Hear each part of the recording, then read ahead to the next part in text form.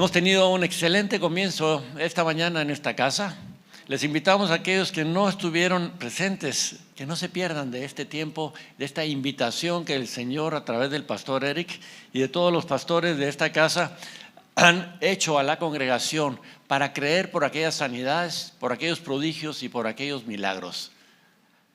Dios quiere hacer algo diferente en cada uno de nosotros, pero lo único que Él espera es un corazón expectante, un corazón que verdaderamente anhele más de Él. Y eso es lo que el Señor está haciendo en los corazones de cada uno de nosotros, despertándonos, porque Él nos está llamando y nos está diciendo: ven amado, ven amada, aquí está tu refugio en mí. Amén. El tema de hoy en la mañana le llamamos la oración intensa de corazón. Todo cristiano enfrenta problemas reales y eso lo sabemos nosotros. El hecho de haber aceptado al Señor Jesucristo no significa que seremos nosotros inmunes al sufrimiento, al dolor, a las dificultades de la vida y a las pruebas que vendrán a cada uno de nosotros. Esta mañana encontramos en el libro de Samuel la historia de una mujer llamada Ana. Nos preguntamos por qué la Biblia dejó registrada la historia de esta mujer. Ana era una mujer con un problema real como cualquiera de todos nosotros. Diferente probablemente el problema y la situación que ella estaba viviendo y manejando, pero un problema que lo trajo ella y lo presentó delante del Señor. Igualmente tenemos nosotros que hacer con cada una de nuestras situaciones, dificultades, por desesperadas que sean, con mayor razón, si son desesperadas, para que la gloria del Señor se manifieste en la vida de cada uno de nosotros. Ella estaba desesperada, necesitaba urgentemente un milagro. ¿Cuántos de aquí necesitan un milagro en sus vidas? Amén. Todos y cada uno de nosotros. Necesitaba urgentemente un milagro, dice su palabra. Su desesperación la llevó a un periodo de intensa y profunda oración. Es importante esto, la oración intensa del corazón. Veamos antes el contexto de la época en que ella vivía.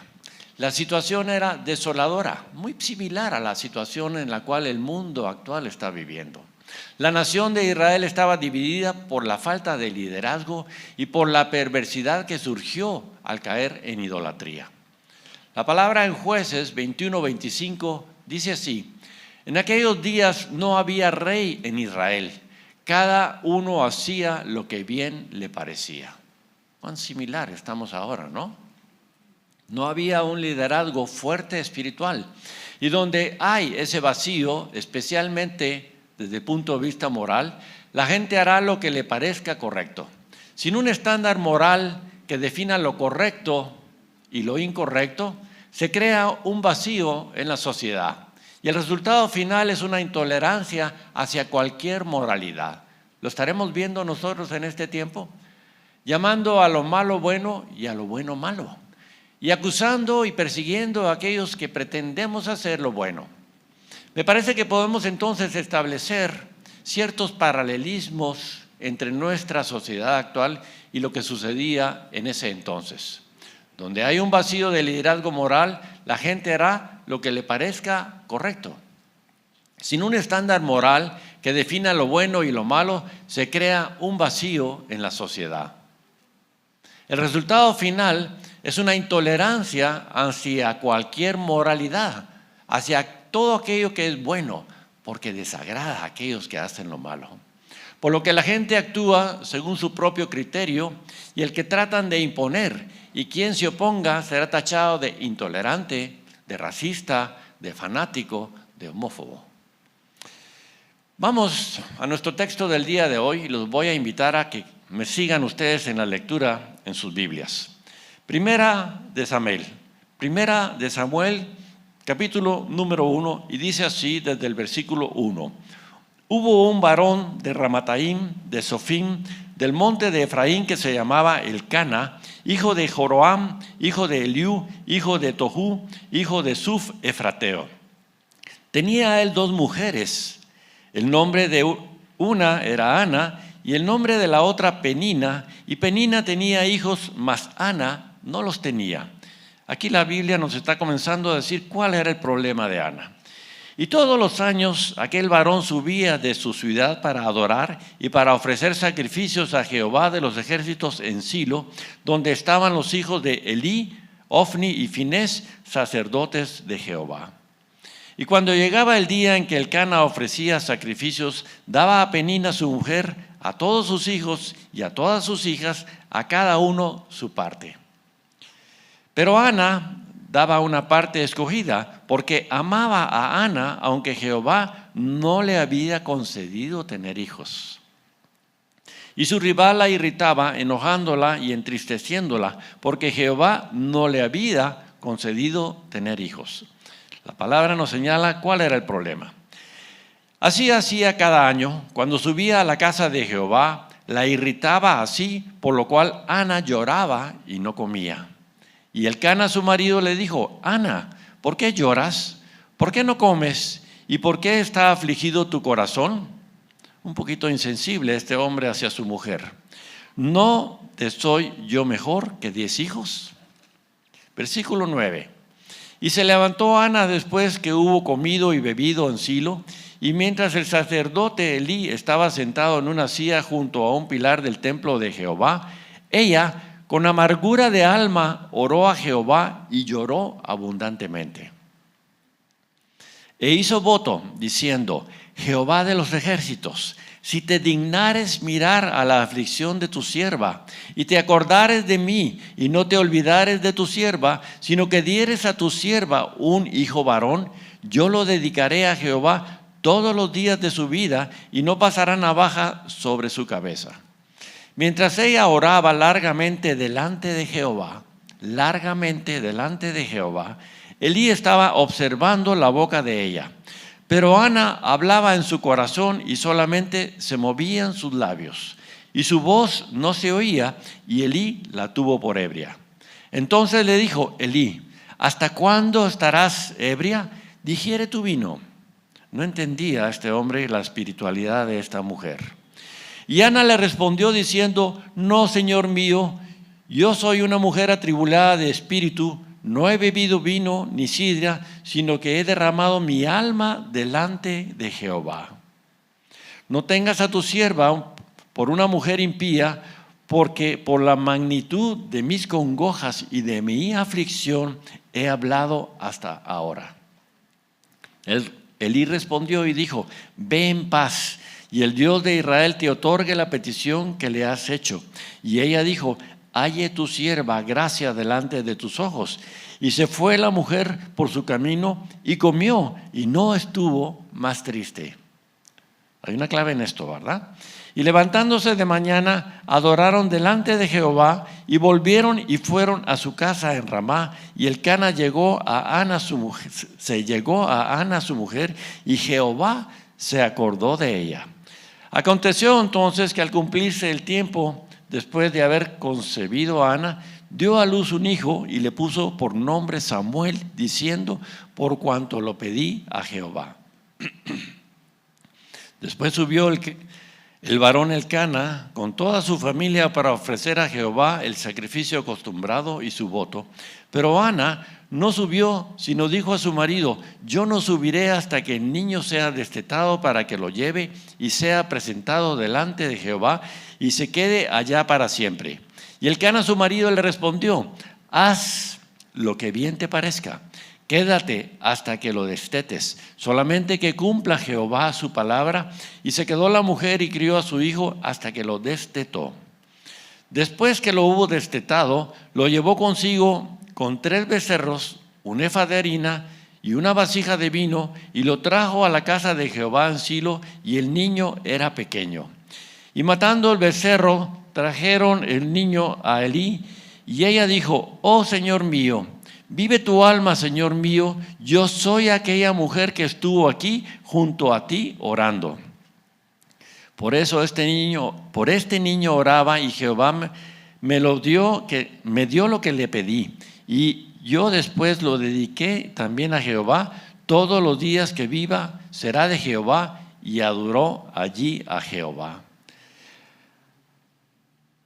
Hay unos secretos profundos en este pasaje de la Escritura.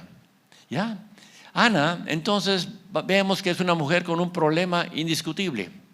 Pero vamos a ver que no perdió la fe ni la esperanza a pesar de la situación desesperada que ella enfrentaba.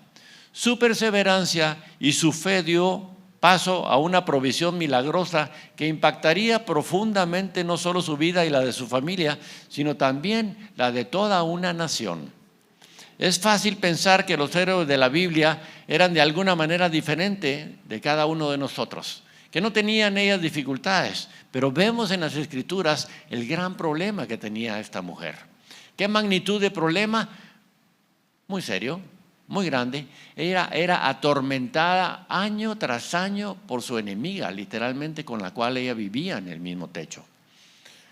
Nuestra historia dice que había un hombre llamado Elcana, que era su marido, quien tenía dos esposas, una se llamaba Ana y la otra Penina. Y nosotros nos preguntamos por qué un hombre de Dios tenía dos mujeres. Penina dice la palabra que tenía hijos, pero Ana no solo no podía tener hijos, sino que año tras año era blanco de burlas y de desprecio. Ella vivía con su verdugo bajo el mismo techo por muchos años. Imagínense ustedes que la historia dice que Elcana con Penina tenía hijos y tenía hijas. ¿Cuántos hijos? No dice la Escritura, pero imaginemos que tiene 10. Ok, gracias. 10 años, imagínense que los tuviera un año tras otro año cada uno de ellos, lo cual es un poquito rápido, pero en fin, es un montón de tiempo de estar sufriendo, ¿ok? En aquellos días el papel principal de la esposa era dar un heredero varón a su marido. La esterilidad se consideraba una maldición, por lo que Ana estaba espiritualmente perturbada, deshonrada socialmente y deprimida emocionalmente. Tenía todo el conjuro encima. Elcana y su familia visitaban todos los años Silo, dice la palabra, donde se encontraba el tabernáculo de Dios. Era un viaje de aproximadamente unos 30 kilómetros más o menos. Cuando toda la cultura se dirigía al declive espiritual en esa época, Elcana con su familia nadó contra la corriente de la apatía y del caos espiritual. Lo mismo que están haciendo cada uno de ustedes en esta mañana, y los felicito y los exhorto a que sigamos buscando desesperadamente más del Señor. Amén. Tenemos entonces aquí una valiosa lección. Aumentas enormemente la posibilidad de superar los problemas de la vida real como familia cuando priorizamos la adoración a Dios. Amén. Su rol y la responsabilidad de Elcana como esposo y padre era guiar a su familia a la adoración. Hombres de esta casa, el mayor regalo que podemos darle a nuestra familia es levantarnos y guiarla en asuntos espirituales. Establezcamos un ambiente espiritual en nuestro hogar. Dirijamos a nuestra familia en oración alrededor de la mesa. Traigamos a nuestra familia a la iglesia. Está demostrado que cuando el padre de familia dirige espiritualmente a toda su familia, los hijos van a prevalecer el resto de su vida. No es lo mismo cuando la mamá es la única que enfrenta esa situación. Los hijos, no todos ellos, van desafortunadamente a continuar en los caminos del Señor. Entonces vemos la importancia del ejemplo del varón. Demostrémosles a ellos que nuestra fortaleza no reside en nuestra condición física, ni en nuestra capacidad mental, ni en nuestra capacidad económica, sino que nace de nuestra relación con Dios. Ahí estamos poniendo nosotros una estafeta alta para que cada uno de nuestros hijos alcancen esa medida de esa plenitud en Cristo Jesús. Ana, la mujer rota, la que lloraba en silencio, dio a luz a Samuel, el profeta más grande del Antiguo Testamento, y sería el hombre que ungiría a los 2 primeros reyes de Israel. Dios no solo le dio un hijo para callar a Penina, le dio un hijo que cambiaría la historia de toda una nación.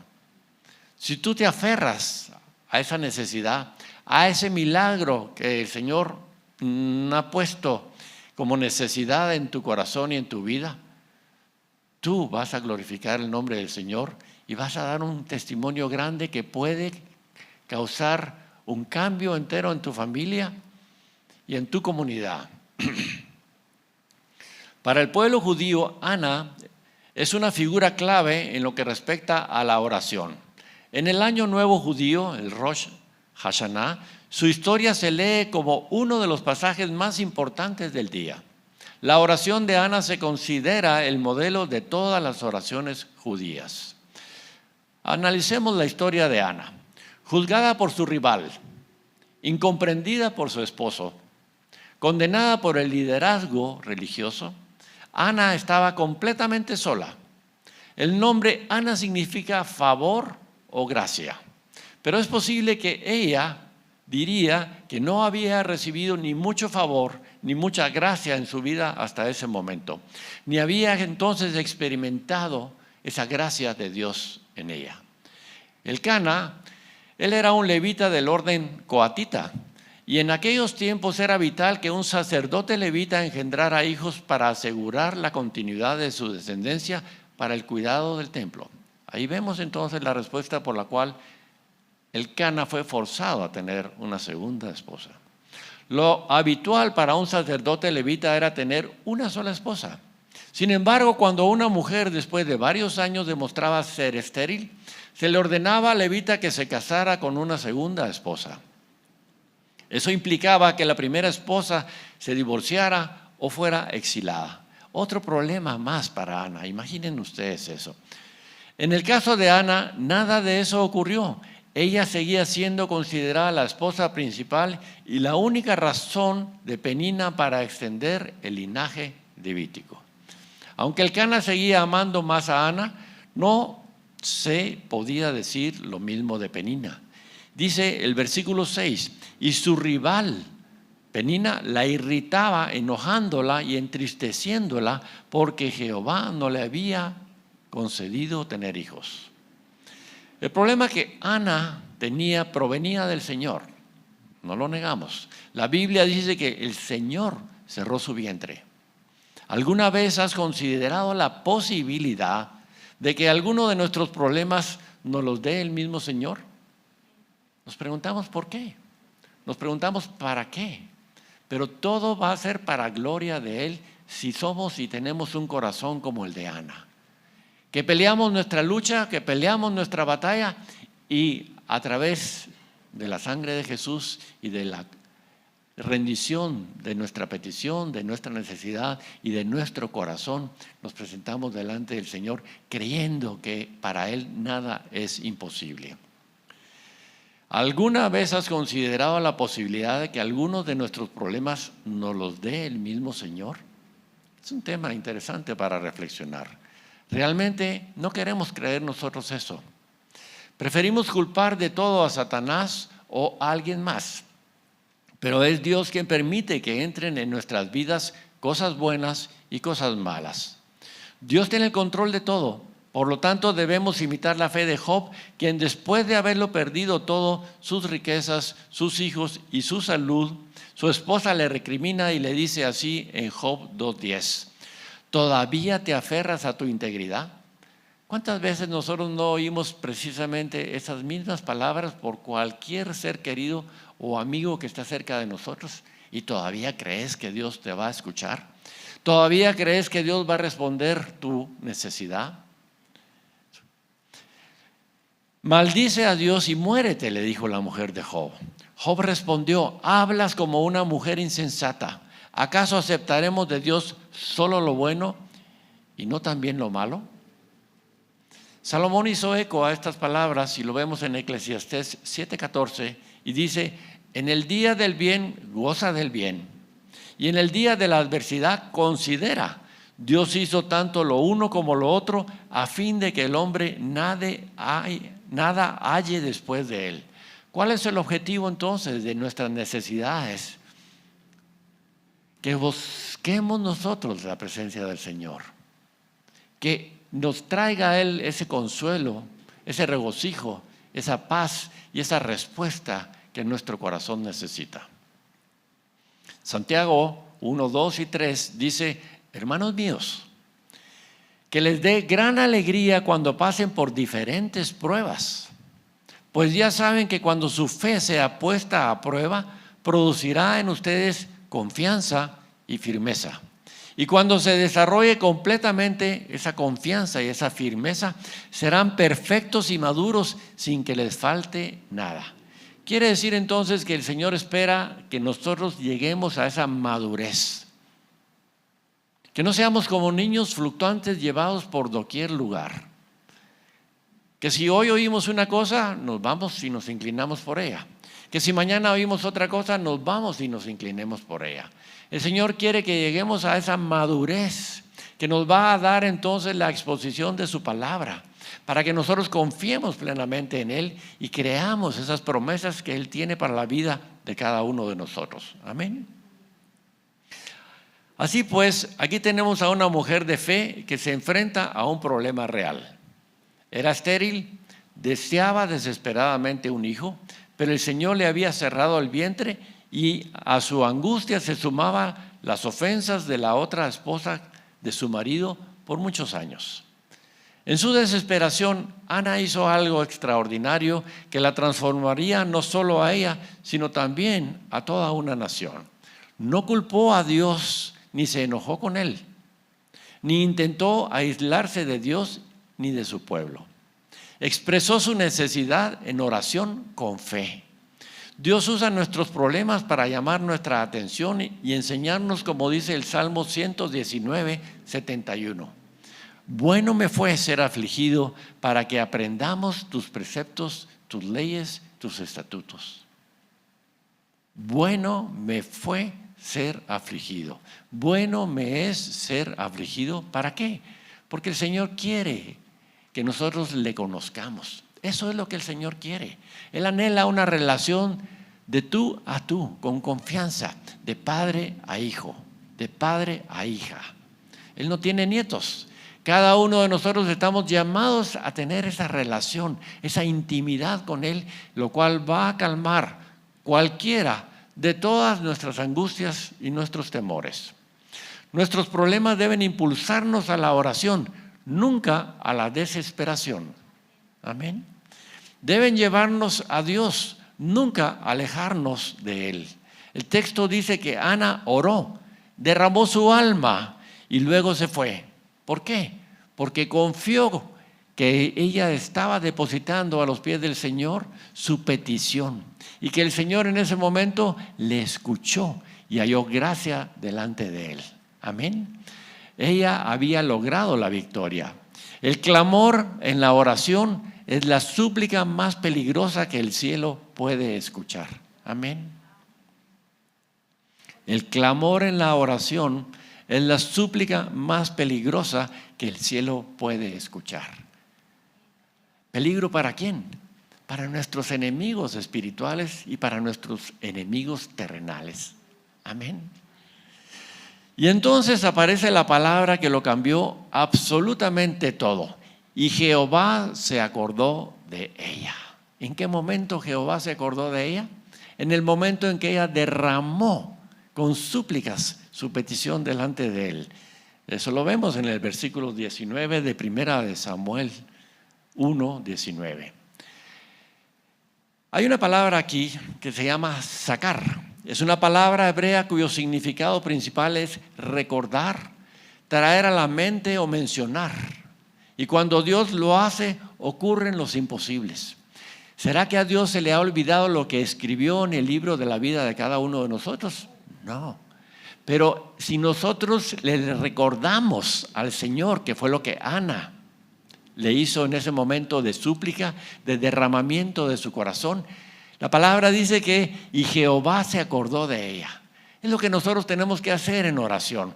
Venir delante de la presencia del Señor y recordarle: Señor, ¿recuerdas tú lo que tú mismo con tu puño y letra escribiste cuando me formaste en el vientre de mi madre? Para lo que yo iba a ser bueno, para lo que yo iba a darte gloria y honra a ti, para lo que yo iba a hacer que el reino de la luz se expandiera. Acuérdate, Señor, acuérdate de mí. Eso es lo que Ana hizo en ese momento. Ana recurre a la oración. En un momento, Ana simplemente se cansó. ¿De qué? Se cansó de su desesperación. Se cansó de que no había un cambio. Tomó una decisión osada y lo vemos en el versículo 9. La Biblia nos dice que mientras la familia comía y bebía, ella se levantó, dejó la mesa y fue al tabernáculo a orar.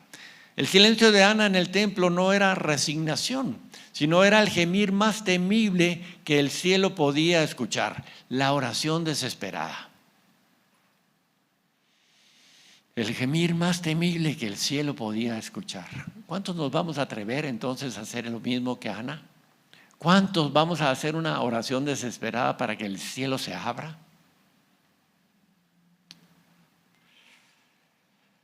Amén.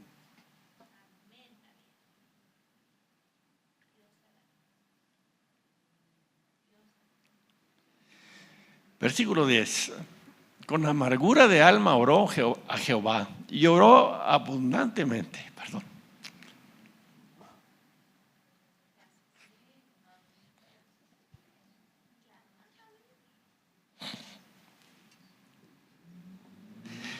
Dice, e hizo voto diciendo,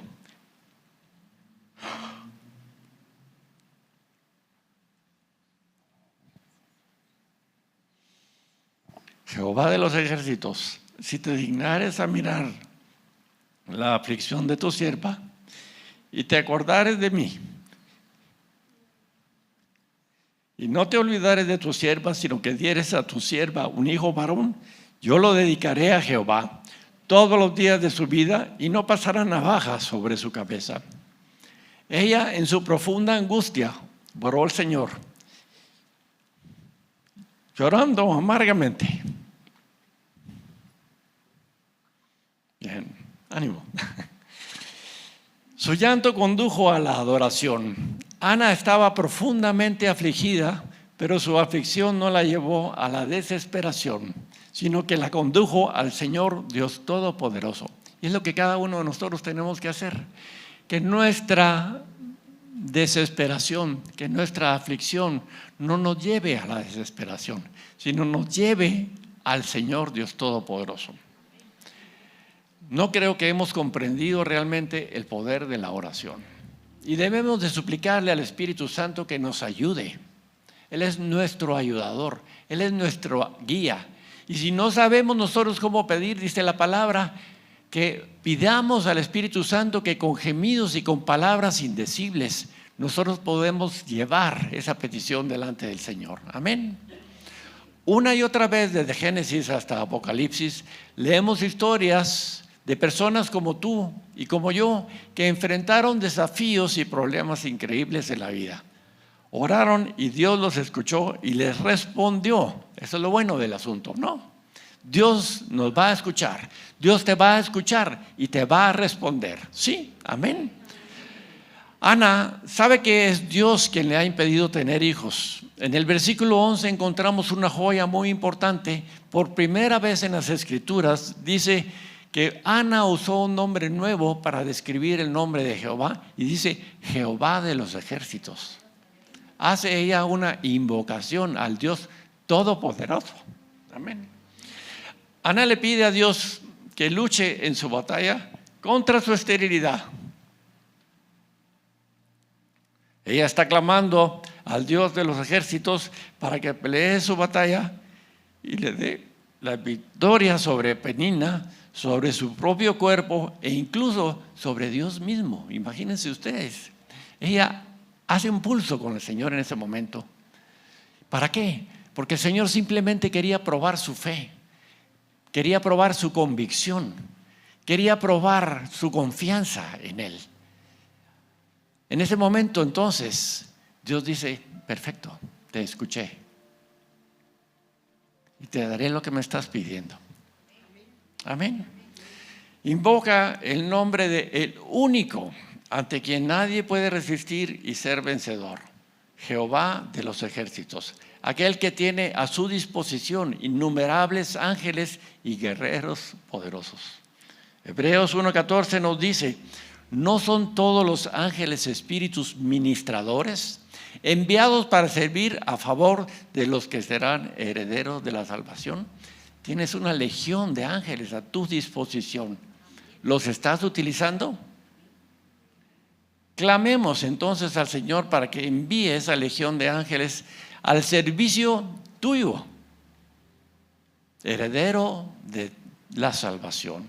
Si oras y crees, Dios enviará entonces a sus ángeles para ayudarte y servirte en tu situación, cualquiera que sea.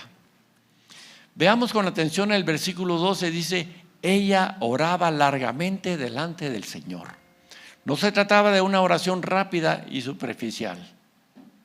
Era una petición reiterada, continua, acompañada de lágrimas, derramando el corazón delante del único que es digno. Con demasiada frecuencia abandonamos la oración muy rápido.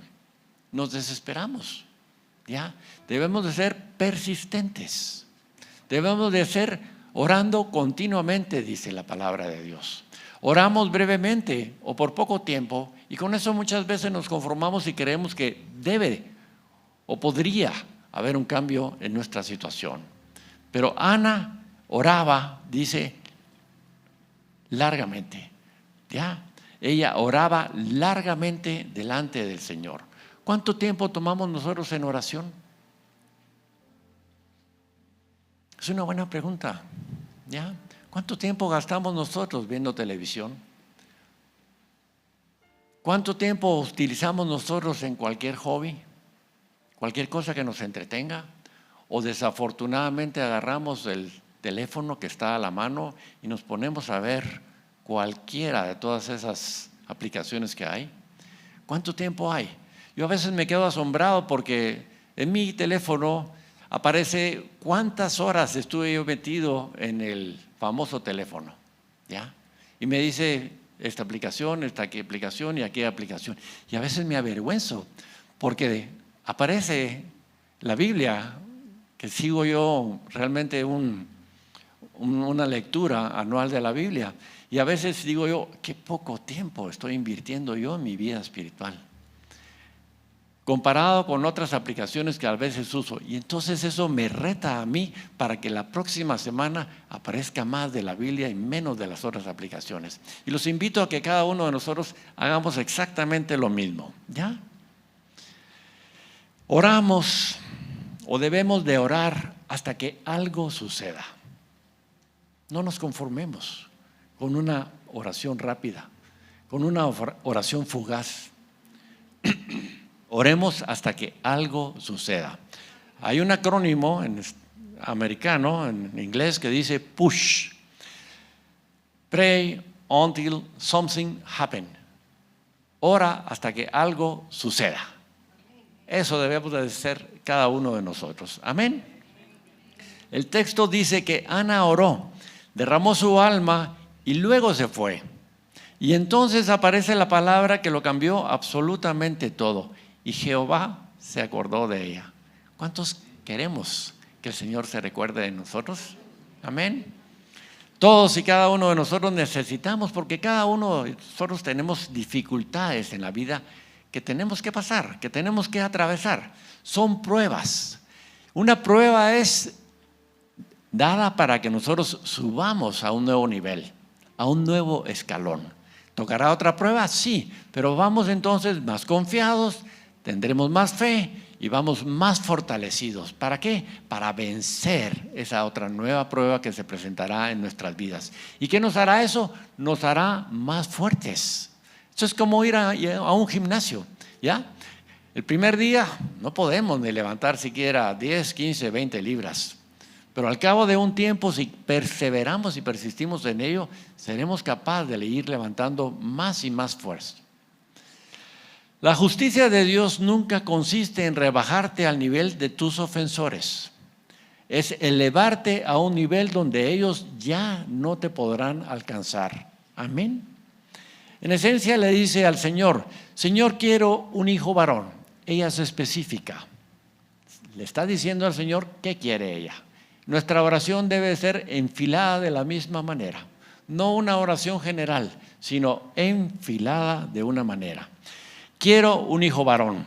Quiero ser una persona que pueda influir en la próxima generación.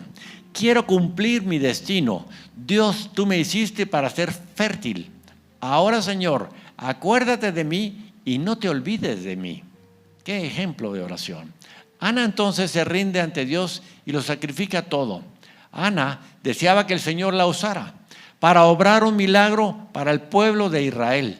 Está dispuesta a entregar a su único hijo en ese momento al Señor para que pueda guiar a su pueblo hacia un avivamiento.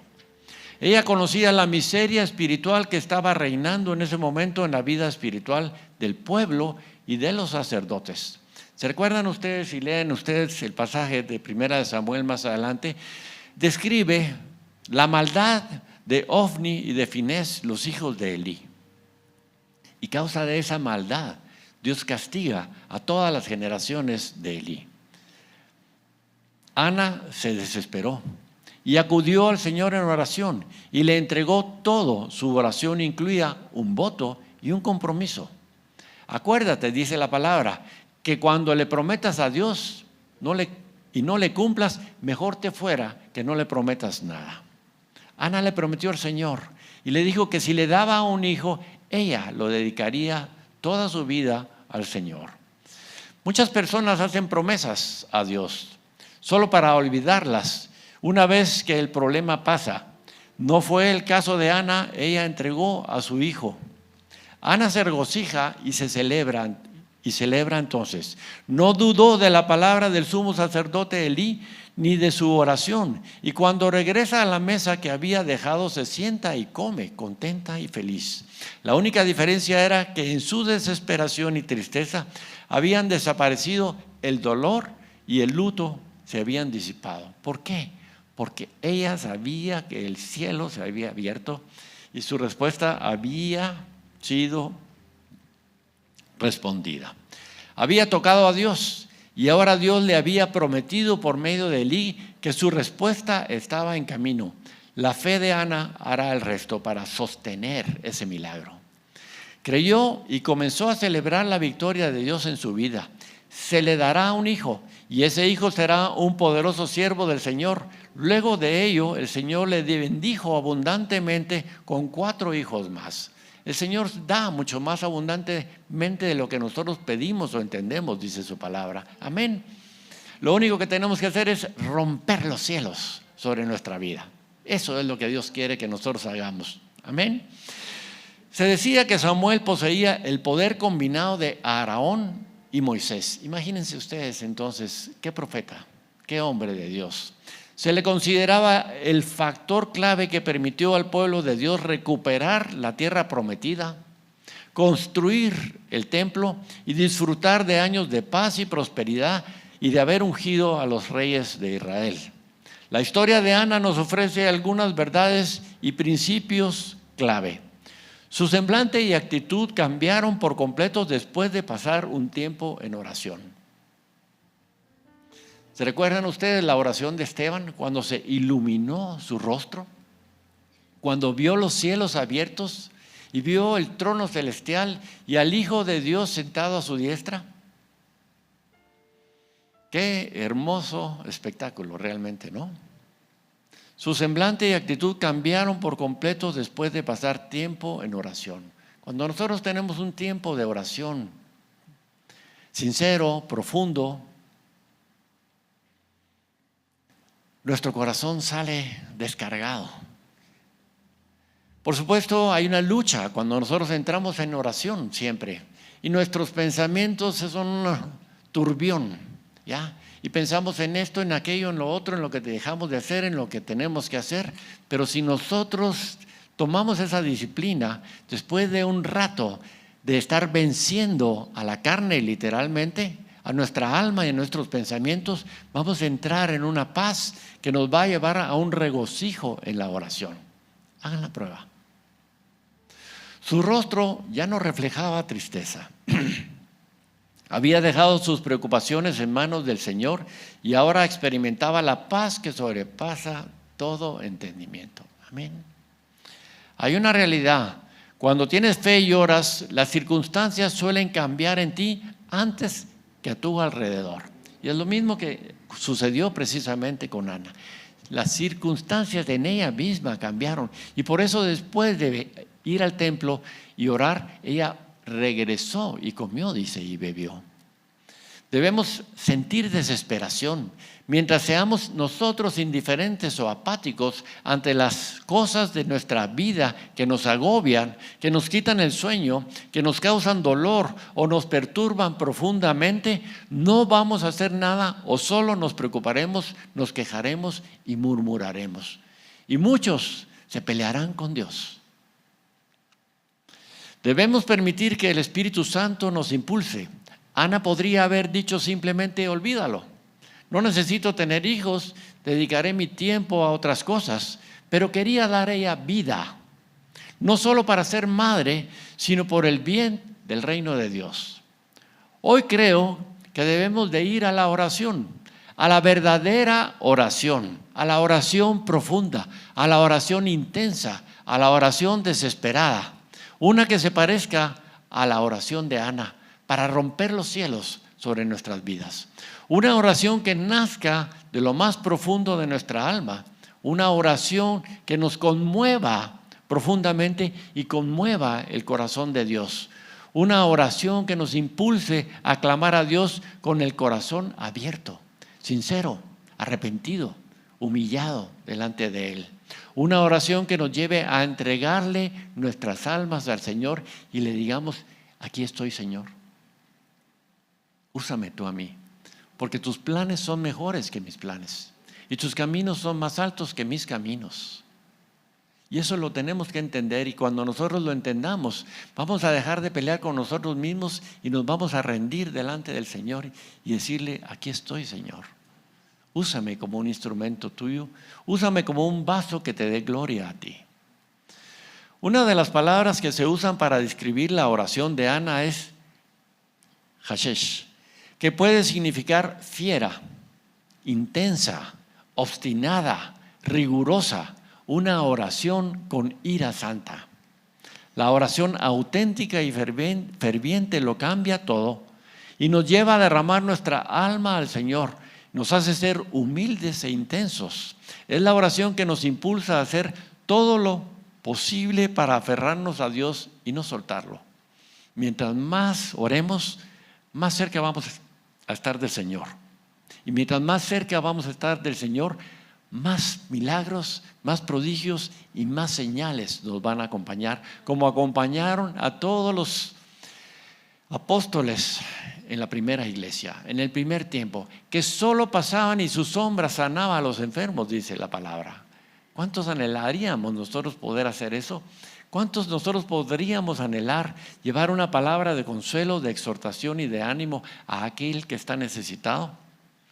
Lo que puedo decirte hoy es que Dios te dará lo que necesitas si oras con un gemido de corazón. Confía en que te responderá el Señor por el amor que siente por ti. Dios te ama y quiere y tiene planes de bien y no de mal. Planes de bendición y no de maldición para la vida de cada uno de nosotros. Recordemos Santiago 5:16 que dice, la oración eficaz del justo puede mucho. Hemos tenido entonces aquí un modelo de oración de Ana, para que cada uno de nosotros podamos seguir. Y no pensemos, bueno, ¿cuál es la oración eficaz del justo? La oración eficaz es aquella que va a derramar el corazón delante del trono celestial. Aquella oración sincera que le diga, Señor, he pecado, no he caminado rectamente delante de ti, pero en ti hay gracia para que yo me levante. En ti hay favor para que sea yo nuevamente lleno de tu Santo Espíritu y puedas tú usarme. Esa es la oración eficaz del justo. Cuando obtengas tu milagro, ven y haz como Ana oró. Y lo vemos en 1 Samuel 2, 1 y 2. Mi corazón se regocija en Jehová. Mi poder se exalta en Jehová. Mi boca se ensanchó sobre mis enemigos, por cuanto me alegré en tu salvación. No hay santo como Jehová, porque no hay ninguno fuera de ti y no hay refugio como el Dios nuestro.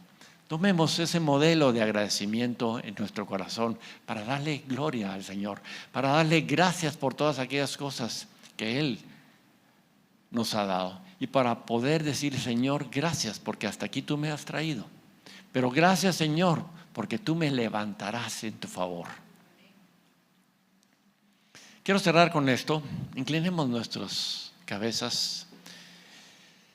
Tal vez hoy estás exactamente en el lugar de Ana, soportando humillaciones, provocaciones, tragando lágrimas, sintiendo que nadie entiende, ni siquiera los que te dicen amarte, tu situación, y no encuentras en ellos ese consuelo y esa fortaleza. Pero no nos equivoquemos, no son ellos los que nos van a fortalecer, no son ellos los que van a cambiar nuestra situación. Es el único Dios verdadero, Jehová de los ejércitos. Tal vez estás pensando que tu problema es muy grande y no tiene solución.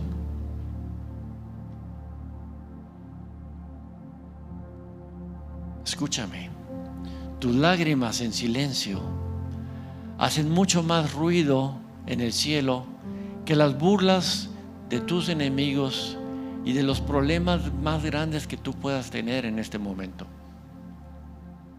Tus lágrimas en silencio, derrámalas delante del Señor con un corazón arrepentido, con un corazón que clame y le diga: Señor, no puedo más. Rinde tu corazón, rinde tu situación delante del Señor. El Salmo 56:8 dice: pon mis lágrimas en tu redoma. Díselo al Señor. Pon mis lágrimas en tu redoma. Eso quiere decir que Dios valora tanto tu dolor que guarda cada una de tus lágrimas en un frasco y no pasa por alto ninguna de tus tristezas. Te digo hoy, ninguna penina podrá detener lo que Dios va a dar a luz a través de tu vida. Derrama tu corazón delante del único que tiene el poder de cambiar tu destino. Prepárate, porque lo que el Dios de los ejércitos está a punto de entregarte callará para siempre a los que se burlaron en tu proceso. Creo firmemente en esta mañana que el Señor quiere concedernos nuestros deseos más profundos y puros esta mañana. Creo que Dios quiere traer nueva vida a nuestras vidas, a nuestros hogares, a nuestras iglesias y nuestra nación. ¿Cuántos aquí están en un proceso? Ahí donde estás, con tu rostro inclinado, levanta tu mano y dile: Señor, aquí estoy. Acuérdate de mí como tú te acordaste de Ana. Redímeme, Señor. Cuán desesperados estamos hoy por un milagro, sea cual sea lo que necesitemos.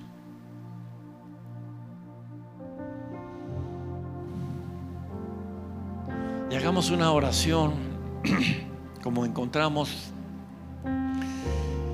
cuando el pueblo de Judá se encontraba rodeado por sus enemigos. Y el rey Josafat vino, se inclinó rostro en tierra, y todo el pueblo de Judá se inclinó rostro en tierra, dice la palabra.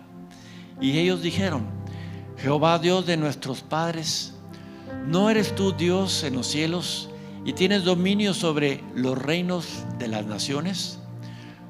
¿No está en tu mano tal fuerza y poder que no hay quien te resista? Si mal viniere sobre nosotros, o espada de castigo, o pestilencia, o hambre, nos presentaremos delante de ti, porque tu nombre está en esta casa. Y a causa de nuestras tribulaciones, clamaremos a ti, y tú nos oirás y salvarás. Y dice: no habrá para qué peleéis contesta el Señor, vosotros en este caso, paraos, estad quietos y ved la salvación de Jehová con vosotros. Así te dice el Señor en esta mañana. No habrá para qué peleéis vosotros en este caso. He escuchado tu clamor. Paraos, estad quietos y ved la salvación que yo haré contigo. Te damos gloria, Señor, en esta mañana. Te damos honra y sobre todo, Señor, te damos gracias por la luz que traes tú sobre nuestras vidas. Gracias, Señor, porque tú eres nuestra salvación. Te alabamos, te bendecimos, te adoramos y exaltamos tu nombre santo. Y a ti, Señor, el único que merece la gloria y la honra por los siglos de los siglos. Amén.